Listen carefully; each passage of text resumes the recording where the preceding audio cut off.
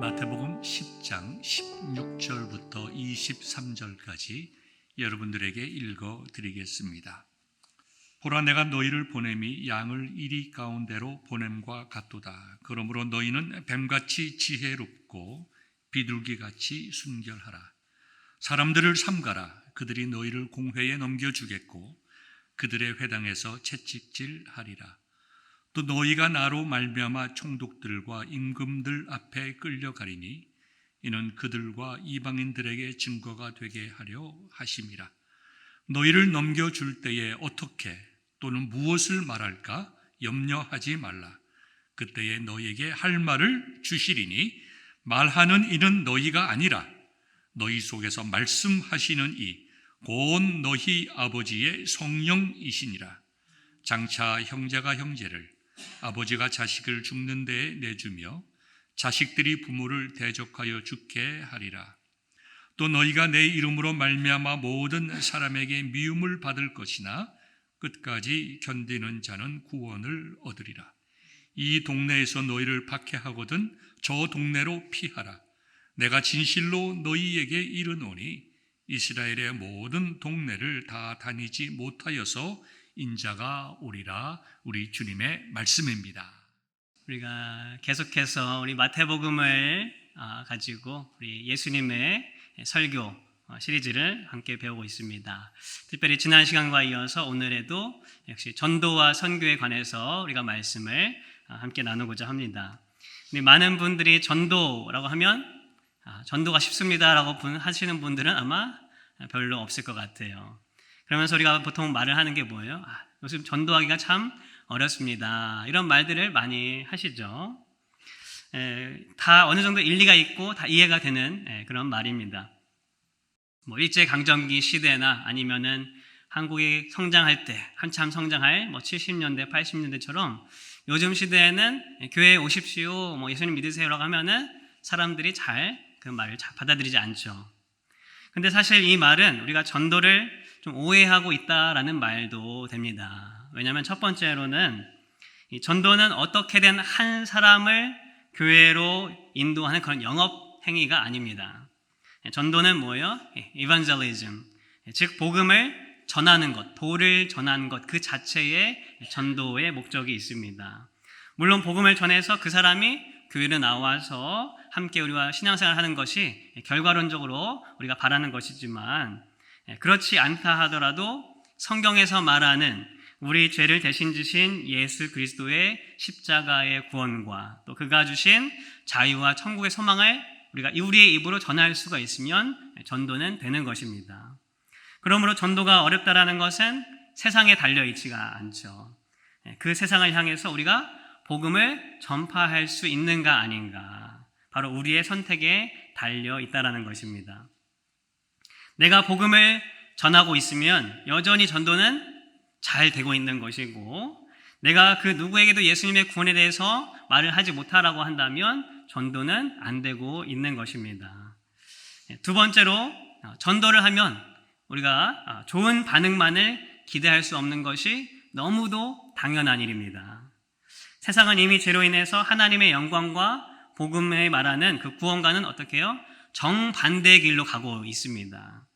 하나님을 알지 못하는 세상과 사람들은 성경에서 말하기를 뭐라고 말합니까? 죄와 사단의 종으로 있는 자들이다. 요한복음에서는 어둠 가운데 거하는 자들이다 라고 말씀하고 있습니다. 그런 어둠에 있는 세상 가운데에 빛이신 이 복음과 예수님을 전하게 되면 어떻게 되겠습니까? 어둠은 빛을 싫어하게 돼 있죠. 당연히 그들은 반발하고 다르다고 소리 지르고 싫어하게 되는 것이 너무도 당연한 것입니다. 복음을 전하고 예수님을 전할 때 그 복음을 받아들인 사람이 아이고 참 좋은 말씀입니다. 내가 이렇게 좋은 말씀을 여태껏 알지 못하고 살았다니 참 후회가 됩니다. 라고 말을 한다면 오히려 우리가 전도하는 사람들이 더 놀라야 할 상황입니다. 물론 이런 경우가 없지는 않죠. 준비된 자들이 하나님 예배하신 자들이 있기 때문에 그런 경우도 있지만 그것은 아주 가끔 일어나는 것이고, 대부분 복음을 받아들이는 세상 사람들은 어떻게 해요? 그 복음을 거리끼는 것이 당연한 그들의 반응이라는 것입니다. 그러니 전도를 할 때 우리가 어렵다, 쉽게 받아들여지지 않는다, 결과가 또 열매가 없다라고 하는 것은 그만큼 이 세상이 악한 세상이기 때문에, 어두워진 세상이기 때문에 그런 반응이 나오는 것이 너무나 당연하다라는 것을 우리가 예상을 하고 있어야 된다는 것입니다. 그러나 이런 상황이 우리가 전도를 포기해야 할 이유는 되지 않습니다. 왜냐하면 이미 예수님께서 오늘 본 말씀에서 말씀하신 것처럼 이런 일들이 너희들에게 일어날 것이다 라고 다 알려주셨기 때문입니다. 예수님은 제 아들을 둘씩 짝을 지어서 이제 전도 여행을 보내시면서 이 미션, 예수님의 복음을 전하는 이 미션이 결코 쉽지 않을 것이라는 것을 미리 말씀해 주셨습니다. 단순히 마태복음 20장의 사건을 두고만 말씀하신 것이 아니라 예수님께서 십자가 사건을 이루시고 하늘로 승천하신 이후에, 그리고 오늘을 살아가는 이 시대를 겪는 우리에게도 동일한 일들이 일어날 것이다 라고 말씀을 하신 것입니다. 무엇이라고 말씀하세요? 짧게 딱 그 핵심을 말하면 오늘 본 말씀 22절에 나온 말씀, 또 너희가 내 이름으로 말미암아 모든 사람에게 미움을 받을 것이나 끝까지 견디는 자는 구원을 얻으리라. 뭐라고 말씀하십니까? 복음을 가지고 전도한 자들은 세상에서 참 귀한 사람입니다, 너무나 좋은 말씀입니다, 이렇게 치켜 세워주시고 존경하는 것이 아니라 오히려 세상에서 미움을 받게 될 것이다 라고 말씀하고 있습니다. 그러니 성도 여러분, 우리는 각오를 해야 합니다. 어떤 각오를 해야 합니까? 우리는 모두 예수님의 부름받은 사람으로서 다 전도자죠. 그렇기 때문에 우리는 세상에서 우리가 전도하고 사명자의 일을 할 때에 세상으로부터 미움받을 각오를 해야 되는 줄 믿습니다. 미움받을 용기라는 제목의 책이 있습니다. 이 책은 알프레드 아들러라는 정신과 의사의 심리학을 일본 작가가 쉽고 재미있게 이렇게 대화 형식으로 쓴 책입니다. 여기서 미움받을 용기라고 말하는 것은 이런 것입니다. 이 아들러의 심리학에서는 사람들이 왜 불행하게 사는가, 그것은 그 중심에 인간관계에서 비롯된 것인데, 그 인간관계가 어떤 인간관계인가? 거의 대부분의 사람들은 다른 사람의 어떤 기대, 다른 사람의 인정에 따라서 자신의 삶을 살기 때문에 사람들은 불행하다라고 말을 합니다. 그래서 인간이 자유롭고 행복하게 살려면 다른 사람들의 어떤 가치, 다른 사람들의 판단, 그런 눈치를 보지 않고 개인 자신의 삶을 주체적으로 살아야 된다라고 말을 하고 있습니다. 쉽게 말하면 어떤 거냐면, 우리가 이제 자라면서부터 시작이 되죠. 우리가 어렸을 때 공부합니다. 왜 공부하느냐? 내 자신을 위해서, 지식을 얻기 위해서 공부하는 것이 아니고 우리 부모님을 기쁘게 하기 위해서, 또 다른 사람이 봤을 때 저 집 아들은 참 잘한다, 이런 칭찬을 받고 인정을 받기 위해서 공부를 한다는 겁니다. 그리고 또 남들에게 잘 보이기 위해서 예의를 갖추는 것도 남들에게 잘 보이기 위해서 하는 것이고, 결혼조차도 어떻게 해요? 내가 행복하기 위해서 결혼하는 것이 아니고 다른 사람들에게 저 사람은 참 결혼 잘했다, 그런 소리를 듣고 싶어서 그런 마음 가운데에 결혼하고 선택한다라는 것이죠. 나와 관계 있는 그 사람들 사이에서 어떻게든 내가 미움받지 않고 오히려 인정받고 칭찬받고 싶어서 사람들은 그렇게 내 속에 있는 내 스스로의 모습을 가지고 살아가는 것이 아니라 다른 사람의 판단에 그렇게 의지해서 살아간다라고 하는 것입니다. 왜 그럽니까? 그것이 행복한 삶인 줄 착각하기 때문이라는 것입니다. 그렇지만 사실 그런 삶은 진짜 행복한 삶이 아니고 자유롭지 못한 삶이고 불행한 삶이다라고 이 책은 말을 하고 있습니다. 그래서 혹여나 내 주위 사람들에게 미움을 사는 일이 있다 하더라도 그것에 얽매이지 않고 나 자신을 살아가는 삶, 그것이야말로 자유롭고 행복한 삶이다라고 말을 하고 있고, 그런 용기를 가지고 살라라고 이렇게 하는 책이었습니다. 참 좋은 책이죠. 복음을 전하는 사명을 받은 우리 그리스도인들도 바로 이런 용기가 필요하다고 생각합니다. 세상의 입맛에 맞추고 미움받지 않으면서 우리가 전도를 하면 좋겠죠. 사람들이 전도할 때 저 전도 방법 참 좋다, 박수치고 그렇게 인정해주면 좋겠지만, 비록 세상에서 미움을 받는다 할지라도 사람이 아니라 하나님의 입맛에 맞추는, 또 하나님께 칭찬을 받을 수 있는 그런 용기 있는 전도자가 바로 우리가 되어야 할 모습인 줄 믿습니다. 바로 그런 전도자, 그런 사명을 가진 그런 용기 있는 우리 모두가 다 되기를 주님의 이름으로 소망합니다. 예수님께서는 이러한 상황을 아셨기 때문에 우리가 어떻게 그런 용기를 가지고 그런 사명자가 될 수 있을까, 전도자가 될 수 있을까, 두 가지를 말씀을 해주십니다. 첫 번째, 지혜롭고 순결한 전도자가 되라고 말씀하십니다. 예수님께서 16절에서 이렇게 말씀하시죠. 보라, 내가 너희를 보냄이 양을 이리 가운데로 보낸 것 같도다. 그러므로 너희는 어떻게 해요? 뱀같이 지혜롭고 비둘기같이 순결하라 라고 말씀하십니다. 너무 유명한 말씀이죠? 우리가 세상에서 복음을 전하고 또 예수님의 이름으로 행할 때에 미움을 받을 때가 있을 텐데 그때 우리가 어떻게 행해야 할 것인가? 예수님께서는 먼저 뭐예요? 지혜롭게 행동하라 라고 말씀하십니다. 우리가 이 구절을 읽을 때 지혜라는 것은 우리가 쉽게 이해할 수 있겠는데 이 앞에 있는 뱀처럼이라는 말 때문에 우리가 좀 이게 도대체 무슨 말씀인가 하는 의문을 갖게 됩니다. 뱀처럼 지혜롭다는 게 뭔가? 사실 이 뱀이라는 것은 성경에서 어떤 동물입니까? 간사한 동물이죠. 아담과 하와를 속였던 그 뱀, 그렇죠? 꾀를 내어서 남을 속이는 것이 뱀입니다. 예수님께서 뱀처럼 지혜로우라는 것은 그렇게 남들을 속이면서 전도하라는 것이 아니겠죠. 과연 이 뱀처럼 지혜로운 것이 무슨 뜻인가? 우리가 너무 이 뱀처럼의 그 단어에 우리가 너무 집중하게 되면 이 뜻을 잃어버릴 수가 있습니다. 이 뱀처럼 지혜롭다는 말은 사실 그 당시 어떤 속담같이 썼던 말로서 그 뜻은 신중하고 분별력 있게 행동하라 라는 그 뜻입니다. 그러므로 예수님은 우리가 전도하는 중에 혹 미움을 받거나 남들에게 어떤 그런 미움을 사게 되는 일이 있다 할지라도 그 상황을 극복하기 위해서 우리는 어떻게 행동해야 돼요? 신중하고 분별력 있게 그렇게 지혜롭게 행동하라라는 말씀으로 이렇게 해주신 것입니다. 사실 이 미움이라는 것은 뭐예요? 감정이죠, 감정. hate. 지금 뭐 미국도 그렇고 한국도 마찬가지로 이 hate 그 프로그램 때문에 아주 심각하지 않습니까? 이런 미움 감정들 때문에 여러 가지 이제 안 좋은 것들이 생겨나는데 이 감정을 감정으로 받아들이면 사실 우리는 상처를 받기도 하고 남에게 상처를 주게 되는 그런 결과를 가져오게 됩니다. 그렇게 되면 어떻게 돼요? 결국에는 그 인간관계가 금이 가고 깨지게 되는 것이죠. 복음을 전하고 그 복음의 씨앗이 열매를 맺는 데는 사실 이 인간관계가 아주 중요한 역할을 한다는 것을 우리가 경험적으로 깨닫게 됩니다. 어떤 목사님도 설교 시간에 이런 고백을 하는 것을 들었습니다. 좀 큰 교회였는데 교회에 전도를 받아 오신 분들이 어떻게 교회를 오게 되었는가 이렇게 조사를 해보니까 목사님 말씀이 참 좋아서 교회를 왔습니다 라고 하면 좋을 텐데 그러지가 않고 우리 집사님, 어떤 장로님, 어떤 안내위원 그런 한 사람이 그렇게 좋은 인간관계를 맺기 위해서 사랑으로 베풀어 줄 때에 그 사람을 인해서 그 관계를 통해서 교회에 오게 되었다라고 하는 것을 들었습니다. 그런데 처음부터 그런 좋은 관계가 형성되는 게 아니죠. 어떤 사람들은 이 복음을 처음 들은 사람들은 세상 사람들 어떻게 반응합니까?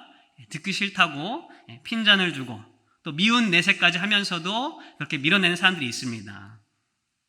그런데 어떻게 하다 보니까 나중에 그 관계가 좋은 관계로 이루어지는 것도 있습니다. 그것은 어떻게 이루어지는가? 바로 처음에 그 미운 내색을 했을 때에 그 전도하는 사람이 그것을 지혜롭게 감정으로 받아치지 않고 똑같이 미운 감정을 받아치지 아니하고 다른 방법으로 그 사람을 대하고 또 진솔한 그런 마음으로 대할 때 그 마음을 본 사람들이 처음에는 거부하다가도 나중에는 이렇게 녹아들게 된다라는 그런 이야기들 많이 합니다. 또한 말 그대로 뱀처럼 우리가 피할 때는 스르르 잘 피할 줄도 알아야 합니다. 미움을 받게 되는 상황, 특별히 어떤 그런 논쟁을 일으키는 그런 상황이 올 때에 너희 교회는 왜 그러냐, 왜 교회만 그러냐라고 그렇게 막 따지려는 사람들이 있습니다. 그 중심에도 바로 뭐가 있어요? 그 마음 속에도 교회를 미워하는 마음이 있는 거죠. 진짜로 옳고 그른 것을 따지는 것이 아니라 어떤 상처가 있든지 어떤 잘못된 것이 있든지 교회를 미워하는 마음이 그 가운데 있는 것입니다. 그런데 그런 논쟁 중에 우리가 분명히 말해야 할 것을 말해야 되지만 설득하고 그런 일들도 필요하지만 그런 미운 감정을 시작되는 그런 불필요한 논쟁은 우리가 지혜롭게 피할 줄도 알아야 한다는 것입니다. 한번 생각해 보시기 바랍니다. 그럼 미워하는 감정으로 막 따지는 사람한테 내가 조목조목 잘 논리 있게 잘 설명을 다 했습니다. 과연 그 사람이 그 말을 듣고 당신 말이 옳습니다 라고 수긍을 할까요? 바리새인들에게 예수님이 어떻게 하셨어요? 지혜롭게 잘 말씀해 주셨죠. 그리고 전곡을 찌르는 그런 말씀을 다 했을 때에 그들이 어떻습니까? 다 고개 끄덕이고 다 예수님 말씀에 순종했습니까? 그렇지 않았죠. 오히려 화를 내면서 더 자신들의 성을 냈던 그 모습을 우리는 기억합니다. 그러므로 우리는 신중하게 분별해서 피할 때는 불필요한 논쟁 가운데에 피할 때는 피하는 지혜가 우리 가운데 있어야 한다는 것입니다. 그러면은 비둘기같이 순결하라는 것은 무슨 뜻인가? 여기도 마찬가지. 이 비둘기가 어떤 모습으로 순결한가? 사실 우리가 보는 비둘기는 깨끗한 이미지가 아니라 좀 더럽죠.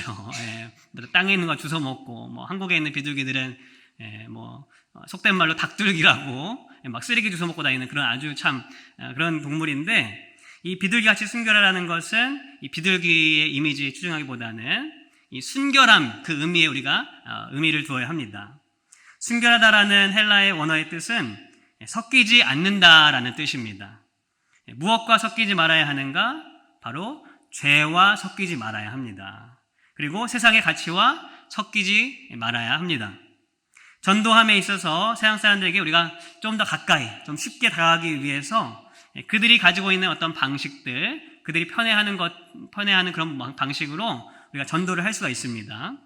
무작정 세상은 어둠이고 더러운 곳이기 때문에 우리는 그저 여기 서서 메가폰 붙잡고 교회로 오십시오 라고 이렇게 소리 지르는 것만이 참된 전도의 방법이 아닐 것입니다. 예수님도 어떻게 하셨어요? 제 아들에게 전도 사역을 명령하실 때에 너희들이 세상 속으로 들어가라. 그 마을로 찾아가서 전도해라라고 하셨고, 또 예수님도 복음이신 그 자체이신 예수님도 어떻게 하셨습니까? 우리를 구원하시기 위해서 이 땅 가운데 직접 찾아오신 분이 바로 예수님이셨습니다. 그것도 어떻게 찾아오셨어요? 그 영광스러운 그 하나님의 모습이 아니라 신이 인간이 되셔서 우리가 똑같은 모습으로 오셔서 우리에게 복음을 전하게 오셨다.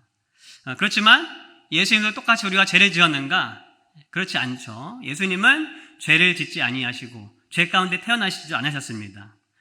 그 죄인과 세리의 친구이셨지만 예수님은 그 죄를 인정하신 것이 아니라, 예수님께서 죄를 허용하신 것이 아니라 오히려 죄는 죄다라고 말씀하시면서 또 그것을 용서하시는 모습을 우리에게 보여주셨습니다. 간음으로 현장에서 붙잡힌 여인에게 예수님은 이렇게 말씀하셨죠. 요한복음 8장 10절 11절에 예수께서 일어나사 여자 외에 아무도 없는 것을 보시고 이르시되 여자여 너를 고발하던 그들이 어디 있느냐? 너를 정죄한 자가 어디 있느냐? 대답하여 주여 없나이다. 예수께서 이르시되 나도 너를 정죄하지 아니하노니, 그 다음이 중요합니다. 가서 다시는 죄를 범하지 말라 하시니라. 우리도 마찬가지여야 합니다. 전도할 때 우리에게 미움을 주는 사람들은 우리가 예수님 믿기 전에 그랬던 것처럼 모두 다 뭐예요? 다 죄인입니다. 그런데 우리가 그들의 마음을 사기 위해서 그들이 가지고 있는 어떤 죄를 묵과하거나 그럴 수 있지라고 하면서 덮어주는 식으로는 안 됩니다. 하나님 말씀에 비추어 볼 때 죄는 분명히 죄다라고 우리가 말을 할 수 있어야 합니다. 세상의 생각과 이 트렌드에 우리가 섞여서는 안 됩니다. 동시에 그렇게 말을 할 수 있으려면 우리가 내 스스로 어때야 돼요? 흠이 없어야 되죠. 물론 우리가 완벽할 수는 없지만 내가 똑같은 죄를 여전히 행하면서 다른 사람에게 당신이 하고 있는 것은 죄다라고 그렇게 손가락질 한다면은 예수님께서 말씀하신 것처럼 내 눈에 들보를 보지 못하고 남의 있는 형제에 있는 티를 지적하는 그런 모습이 될 것입니다. 그러므로 우리는 어떻게 해야 돼요? 순결해야 합니다. 세상 속에 섞이지 않고 세상의 죄를 하나님의 말씀 가운데 비춰서 당신들이 하고 있는 것들은 바로 죄다라는 것을 드러내 주어야 합니다. 동시에 그렇게 말하기 전에 바로 내가 예수님의 그 십자가 앞에 내 자신의 모습을 온전히 바라보고 죄된 것들을 회개하고 또 여전히 내 가운데 있는 죄의 습관을 떠나는 그런 순결한 모습이 우리 가운데 있어야 될 줄 믿습니다. 세상과 섞이지 않는 그 순결함으로 우리가 전도를 하게 되면 세상도 감동하게 되어 있습니다. 또 그 감동으로 말미암아 주님께 돌아오는 놀라운 일들이 우리 가운데 일어날 줄 믿습니다. 두 번째로 예수님께서 가르쳐 주신 것은 우리가 전도할 때 또 미움을 받는 상황이 올 때에 내가 아니라 내 안에 있는 성령을 의지하라라고 말씀하고 계십니다. 우리 19절, 20절 말씀에 예수님께서 이렇게 말씀하십니다. 너희를 넘겨줄 때에 어떻게 또는 무엇을 말할까 염려하지 말라. 그때 너희에게 할 말을 주시리니 말하는 이는 너희가 아니라 너희 속에서 말씀하시는 이 곧 너희 아버지의 성령이시니라. 예수님은 제 아들이 겪을 핍박에 대해서 구체적으로 미리 다 말씀을 해주시고 계십니다. 그 중에 하나는 뭐냐면 너희들이 나 때문에 내 이름 때문에 잡혀서 법정에 끌려가게 될 것이다. 단순히 개인적인 어떤 인간관계에서만 미움받는 것이 아니고 사회에서도 법적으로 그렇게 미움받게 되고 강압적으로 이렇게 제재받는 그런 일들이 있을 것이다 라고 말을 하고 있습니다. 우리가 법정에 가면 어떻게 해야 돼요? 가만히 내가 죄를 안 졌으니까 나는 가만히 묵비권을 행사하고 있어야 됩니까? 그렇지 않죠. 내가 죄가 없다라는 것을 변론을 해야 합니다. 그래야 재판관이 보고 이 사람이 죄가 있는지 없는지 판단을 하게 되는 거죠. 그런데 그때 무엇을 어떻게 말할지 염려하지 말라라고 예수님은 말씀하고 계십니다. 어떻게 그 상황 속에서 우리가 염려하지 않을 수가 있을까요? 이 제자들을 보면, 지금 제자들 보면 대부분의 학식이나 어떤 말에 능한 사람들이 아닌 그저 평범한 사람들, 예수님과 물론 몇 년 동안 동고동락했지만 그들이 예수님처럼 날마다 또 때때마다 지혜로운 말씀들이 술술 나오는 그런 수준의 사람들이 아니었습니다. 그러니 이 제자들이 어떻게 그 앞에서 무슨 말을 해야 할지 염려하고 두려워하지 않을 수가 있겠습니까? 특별히 권력과 권위를 가진 사람들이 다 모여서 자신을 정죄하고 질타하는데 그 앞에서 어떻게 두렵지 않고 염려하지 않을 수가 있습니까?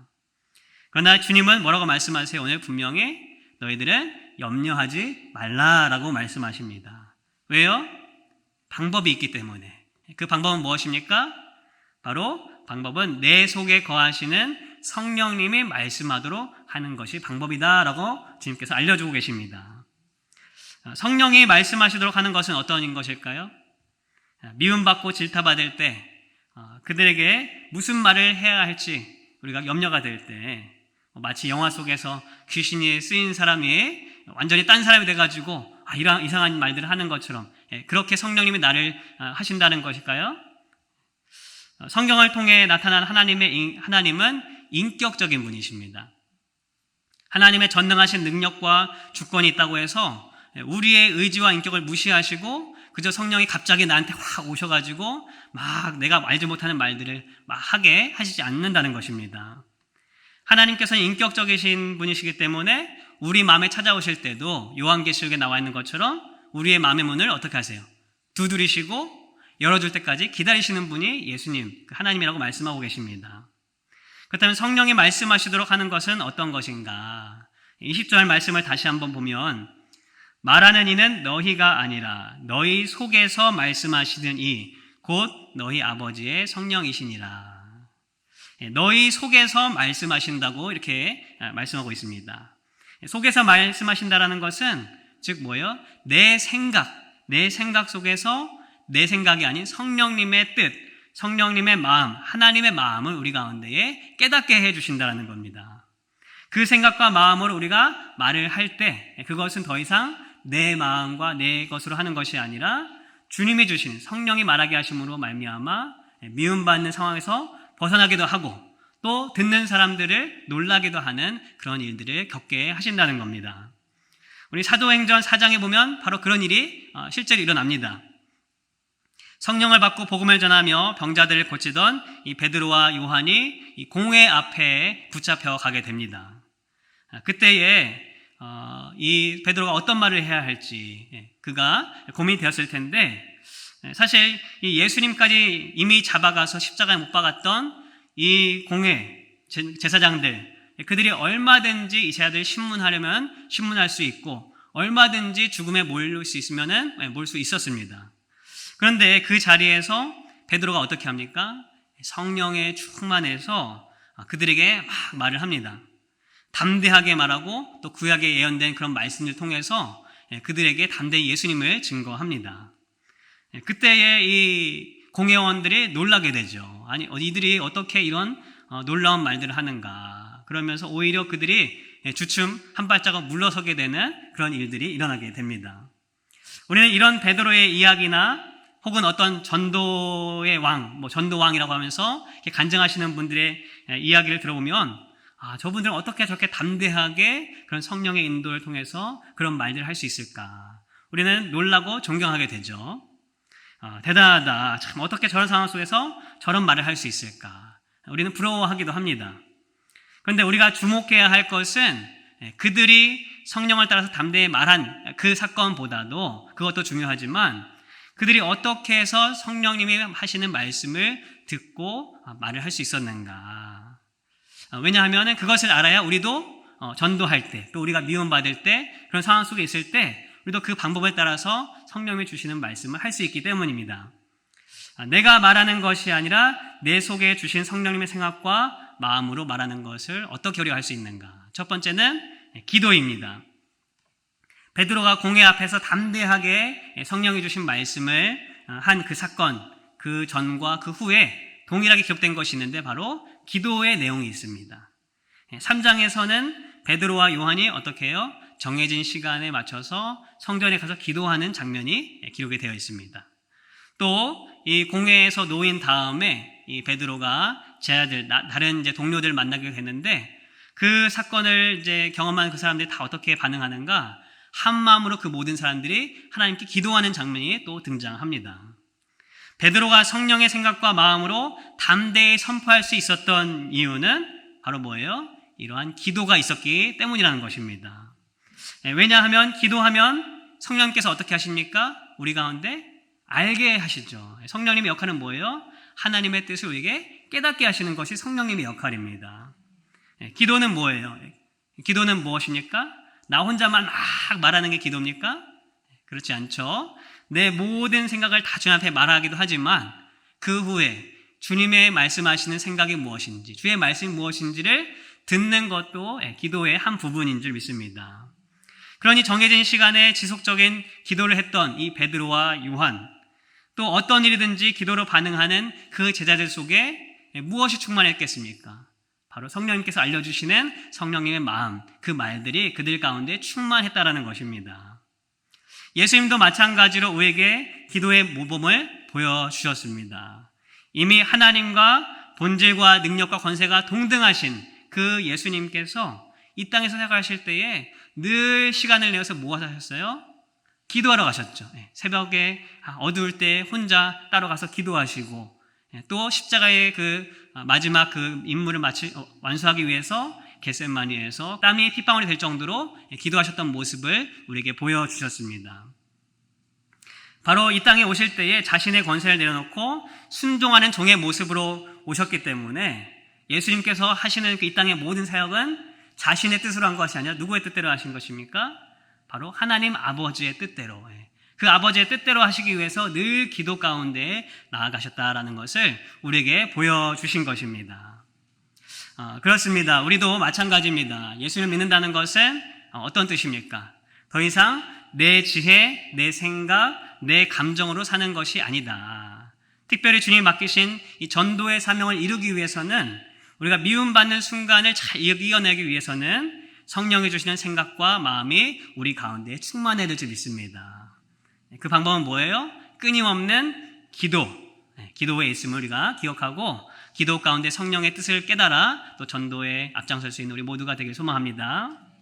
두 번째로는 성령이 주시는 마음을 우리가 잘 알기 위해서는 주인이 누구신지를 분명히 알아야 합니다.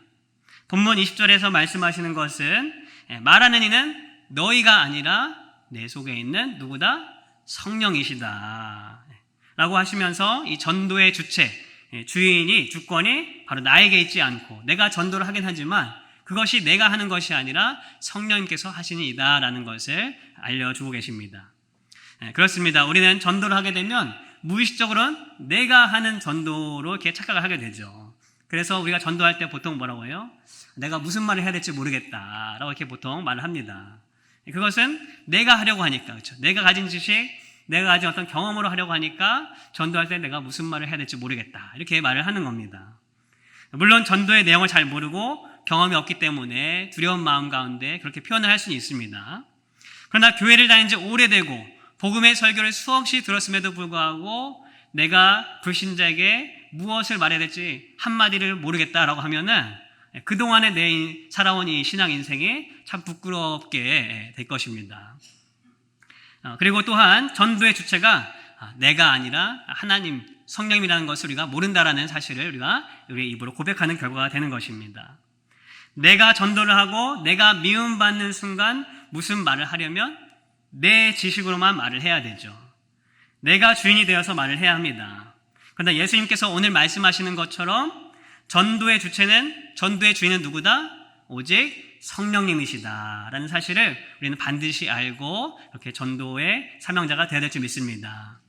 이것을 알고 전도할 때에 성령님의 생각과 마음을 우리에게 알게 하시고 또 내가 한마디를 내뱉더라도 상대방이 정말로 놀라할 수 있는 그런 말들이 우리 가운데서 나오기를 소망합니다. 전도를 해보시면 다 아실 것입니다. 무조건 내가 말을 잘한다고 해서 상대방이 수긍하면서 잘 받아들이는 것이 아니라 내가 비록 말을 더듬고 그 내용도 좀 부족하다 할지라도 성령님이 주시는 말로 하면 상대방이 그 말을 잘 받아들이는 그런 경험들이 있게 됩니다. 제가 대학생 때 이제 기독교 동아리를 통해서 전도 훈련을 한 적이 있습니다. 수련회를 가서 그동안 살던 지역이 아니고 시골에 가서 이제 모르는 사람들에게 전도를 하는 것입니다. 그래서 이제 사형리 비슷한 책자를 가지고 이렇게 전도를 하는 거죠. 저도 이제 어렸을 때 중고등학생 때도 교회에서 전도사님 따라서 전도도 하고 했기 때문에 그렇게 어렵지 않을 거라고 생각했습니다. 근데 막상 나가 보니까 이렇게 오늘 이 제자들처럼 둘씩 짝을 지어서 나갔는데 참 이렇게 부끄럽고 막상 이렇게 말을 하기가 참 쉽지가 않은 거예요. 저기 앞에 전도할 대상이 있는데 말씀을 전할 수 있는 사람이 있는데 저 사람이 어떻게 말을 해야 되지? 고민하면서 한참을 고민하다가 성령님 도와주십시오 이렇게 그런 마음으로 나가서 이렇게 전도를 합니다. 비록 그런 마음일지라 하더라도 성령님 앞에 의지하면은 그 무뚝뚝하던 아저씨가 이렇게 표정을 싹 바꿔서 제 말을 잘 들어주게 돼요. 또 이제 몇 번 하다 보니까 자신감이 붙어서 이제 좀 잘 할 수 있겠다. 그래서 제 마음으로 가지고 전도를 하면 오히려 그 사람이 거부하고 그렇게 하는 경험들을 하게 된 적이 있습니다. 전도의 주인은 내가 아닙니다. 내 실력, 내 지식이 아닙니다. 내 자신감으로 하는 것이 전도가 아니라는 사실을 우리는 반드시 알아야 합니다. 오직 그 영혼을 사랑하는 마음으로 해야 합니다. 그런데 그 영혼을 사랑하는 제일 사랑하시는 분이 누구예요? 바로 우리 하나님 아버지. 그 아버지가 그 영혼들을 제일 사랑하시죠. 그 하나님의 영, 성령이 주인이 되어서 그 주님을 따라서 우리가 사랑의 마음을 전하게 될 때 그 전도가 하나님이 이루시는 전도가 될 줄 믿습니다. 그랬을 때 혹여 미움받는 일, 많은 사람 앞에서 끌려가게 되는 일이 있다 할지라도 그런 일들이 많이 없겠지만 주님께서 우리에게 주님의 그 성령의 생각과 마음을 우리에게 주셔서 내가 무슨 말을 해야 할지, 무슨 말을 해야 저 사람들의 마음을 변하게 할지 다 알려주신다는 사실입니다. 전도를 위해서 예수님은 제자들을 보내셨습니다. 그리고 미션, 임무를 주셨습니다. 우리는 이것을 두고 보통 뭐라고 말씀해요? 선교라고 부르죠. 전도의 그 사명, 미션을 가지고 보냄을 받는 것을 선교라고 말을 합니다. 선교는 여러 가지 이제 방향이나 어떤 형태나 아니면 지역에 따라서 이제 여러 가지 이름을 붙일 수가 있어요. 의료 선교도 있고, 홈리스 선교도 있고, 다 있지만, 우리가 일반적으로 말하는 선교는 우리가 살아가는 일상의 이 생활, 아니면 우리의 터전, 우리의 나라를 떠나서 다른 곳으로, 우리의 바운더리를 지나서 다른 저 멀리 있는 곳, 그런 곳으로 전도의 목적으로 가는 것을 선교라고 우리가 보통 말을 합니다. 선교야말로 온전히 그 목적이 어디에 있습니까? 바로 전도에 있죠. 그렇기 때문에 이 선교의 현장 가운데는 오늘 우리 함께 나누는 말씀처럼 미움받는 일들이 허다한 것을 우리가 듣게 됩니다. 우리 교회는 우리가 10년이 넘도록 중미에 있는 니카라과를 선교지로 삼고 기도하면서 섬기고 이렇게 하고 있습니다. 또 무엇보다도 우리는 어떤 사역에 집중하고 있습니까? 바로 이 월드비전 신학교 사역을 통해서 그 현지 목회자들을 세우는 아주 중요한 일들을 잘 감당하고 있습니다. 저도 그동안에 기도와 적은 물질들로만 이렇게 선교에 동참하다가 2년 전에 이제 참 기회가 되어서 니카라과를 방문하게 되었습니다. 짧은 시간이어서 특별한 일들을 하지 못했지만 내가 정말 기도하고 그렇게 함께 섬겼던 이 니카라과에 왔다라는 것만으로 참 기쁘고 감격이 되었습니다. 특별히 함께 우리 사역을 도와주시는 우리 김양자 선교사님 또 다른 선교사님들 만나게 되었는데 그 교제 속에서 깨달은 것이 있습니다. 무엇이었냐면은 우리가 많은 이야기를 나누지 못했지만 이 김양자 선교사님이 그동안의 선교사를 쭉 하면서 어떤 어려움들이 있었는가, 바로 이 오늘 본 말씀에 말한 것처럼 어떤 세상에서로부터 믿음을 받고 그 사역을 잘 감당했는가, 그 말씀들을 조금 이렇게 들려주신 것을 듣게 되었습니다. 특별히 그 국가는 사회주의 국가죠. 독재 국가이기 때문에 이 기독교 단체들, 선교 단체들이 아주 극심한 감시를 받고 있습니다. 그래서 그러한 것들로 인해서 늘 긴장해야 되고 항상 그런 마음 가운데에 미움받는 그런 자리에 있다라는 것을 이제 말을 하게 되는 것을 들었습니다. 근데 특별히 더 힘든 것이 뭐냐면 바로 이 사람과의 관계 속에서, 인간관계 속에서 현지인들과 또 그곳에 있는 선교사님들과 함께 그 인간관계 속에서 오는 오해들, 그런 미움받는 일 때문에 참 그 고통을 겪었다라는 것을 들은 적이 있습니다. 그럼에도 선교사님이 꿋꿋이 사역하시면서 귀한 열매를 맺을 수 있는 이유가 어디에 있는가? 오늘 말씀을 통해 쭉 보니까 바로 이 김양자 선교사님이 참 하나님과 사람 앞에 그런 어려운 일들이 있을 때, 미움받는 일들이 있을 때 지혜롭고 또 순결하게 행했기 때문에, 무엇보다도 성령님을 의지하는 그 믿음이 있었기 때문에 그 사역을 잘 감당할 수 있지 않았는가, 그런 생각을 다시 하게 되었습니다. 말씀을 맺고자 합니다. 우리 성도 여러분, 우리도 마찬가지여야 하겠습니다. 전도가 어려운 시대가 특별히 따로 있습니까? 없습니까? 자, 이걸 대답을 못 하시면 우리 설교를 잘 못 들으신 건데, 전도가 어려운 시대가 특별히 따로 있지 않습니다. 어려운 시대라고 하면은 이 초대교회 시대가 지금보다 훨씬 더 어려운 시대죠. 그때는 끌려가서 매맞고 죽임당하는 그런 시대였기 때문에 그때가 훨씬 더 어려운 시대입니다. 하나님의 온전한 뜻과 마음을 전한다라는 것은 이 어둠 속에 있는 세상이 당연히 미워할 그런 것입니다. 우리에게 필요한 것은 뭐예요? 바로 그런 미움을 받을 존재가 되더라도, 미움 받는다 할지라도 그 미움을 받을 용기, 그것이 나에게 있는가 없는가, 그것이 중요한 것인 줄 믿습니다. 미움받고 창피하고 부끄러운 것 누가 다 당하셨어요? 이미 예수님께서 그 십자가에서 다 당하셨습니다. 우리가 상상할 수 없는 그런 미움과 멸시와 천대와 부끄러움을 다 당하셨습니다. 왜요? 우리를 사랑하셔서, 그 사랑 때문에. 우리가 그 사랑을 안다면 우리는 그 어떤 세상의 미움과 또 부끄러움을 마주하고 복음을 전할 수 있는 참된 사명자가 될 수 있을 줄 믿습니다. 지혜롭고 순결함으로 그 용기를 낼 수 있는 저와 우리 모두가 되길 소망합니다. 무엇보다도 기도와 성령께 맡기는 그 삶을 통해서 우리가 용기를 내어서 정말 그 어느 때이든지, 때가 있든지 없든지 내가 주님의 복음을 선포하고 담대히 나아갈 수 있는 우리 모두가 되기를 주님으로 소망합니다. 아멘. 기도하겠습니다.